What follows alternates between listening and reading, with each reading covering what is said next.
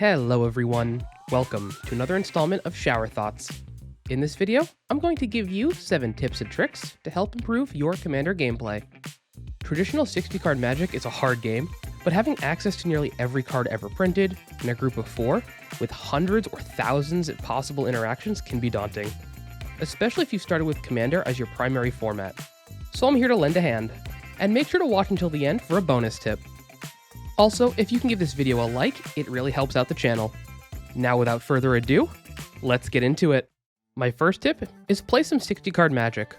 While the arena economy isn't the best, this will still help you improve your fundamentals. You can even grab one of your friends, pick up the $10 arena starter decks, and jam some games with those. Plus you get a code you can redeem on arena to get the decks, or just play them in paper. Learning how the stack works in 1v1 is much easier than in a 4-player game, and the mechanics of a standard set are usually a lot more simple than the entirety of Magic the Gathering. This is how I get all of my friends into Magic, and it works great. Tip number 2 is you need to mulligan more. Yes, I'm talking to you, and you in the general sense. In Commander, we get a free mulligan, so if your hand isn't great, you can just send it back and get a fresh 7.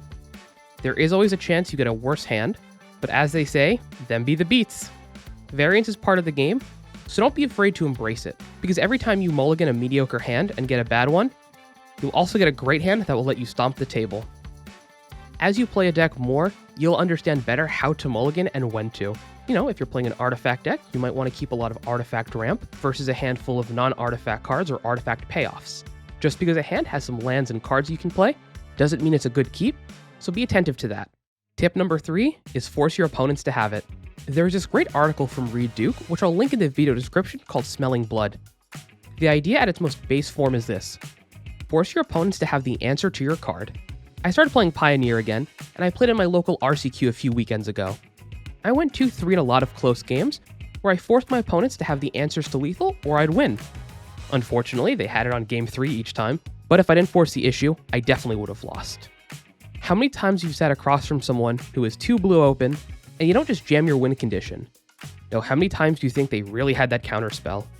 Every time? Maybe, but unlikely. I will admit this is a bit harder in Commander because of the multiplayer aspect of it, since you have 3 opponents who can have answers.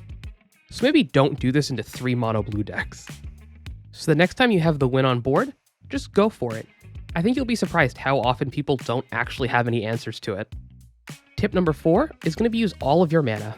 In a game of Magic, generally the person who spent the most mana will win the game. It means they either casted more spells or bigger ones. They didn't let their resources go to waste, and much like a game of StarCraft, you don't want to be supply capped. Now, if someone has a combo in hand, and you know they have that combo, keep up your interaction. But if you don't know if you'd rather play a 3-mana draw spell or a 5-mana creature while you have 5 mana up, generally play the creature. If you don't have interaction, don't try to be fun and bluff, just play your best card. Because if your opponents call your bluff, you're just more behind now. Tip number 5, don't tunnel vision on old threats, and be on the lookout for the next target. I see this a lot with newer or less experienced Commander players. Player A might be a threat because they're presenting a combo. The combo gets exiled or stopped, and there's no way for them to recover from that. However, they're still focused down and taken out of the game over the next few turns. Sure, they might have been a threat, but now they're in rebuild mode. So before you knock them out, take a look at the table. Unless all 3 players use their resources evenly, someone else will have been able to get ahead. Hopefully it's you. The next threat could be a player who missed some land drops early on and is now caught up. What are they doing over there? Suddenly it's turn 10 and they win. Why? Well, everyone else used resources to stop one player, and someone had a few turns to stabilize. I'm not saying to target the player who's the least threatening at the time, but try to think who the biggest threat is now, and who has the potential to be if left alone. I've often seen games where one player is just ignored and ends up winning because they were behind early on. Player A might be the biggest threat right now, but player B is very close, and if A gets stopped, switch your sights over to B. And if you're the biggest threat, remember tip number 3, and just go for it. Tip number 6, before removing a card, think about if it's really affecting you. Drannith Magistrate is a perfect example of this. You might have a knee-jerk reaction to kill it with fire. But what if your deck doesn't really need your commander out as soon as possible? Just leave it be, because I can guarantee it will be hurting someone else at the table more than you, and it'll force them to use their removal on it, and you can hold up your interaction for something more important. The same thing goes for like stacks effects. For example, if you're playing Aristocrats and someone has an Ensnaring Bridge out, well, you can leave them alone. Your deck doesn't win by combat, so who cares if you can't attack? Probably helps you. Or if there's a Rest in Peace or a Leyline in the Void out, and you're not playing a graveyard deck, and don't have a lot of recursion, who cares if your stuff gets exiled? It might suck a little bit, but I guarantee you it hurts one other player at the table a lot more than it hurts you. Tip number 7 is if you're unsure what a card does, ask. Commander's a big format, and there's no way for you to know every single card. Oftentimes, players, myself included, will shortcut certain things because we assume everyone knows what Rampant Growth does or looks like, but it's okay if you don't. The same thing will apply to combos. Experienced players will often shortcut the combo or say, I have these 2 cards, so I'll win. Ask the table what the combo is doing and how to stop it. You might have the perfect answer in hand. Everyone can tell you about a game they've lost because they didn't read a card and thought it did something different. It will happen, and that's okay. It's part of learning. And my bonus tip is, both your life and your graveyard are a resource. For life, it only matters when you hit 0. Otherwise, this is a great resource. Now, this might seem counterintuitive to new players, since getting someone's life to 0 is how you win a game generally.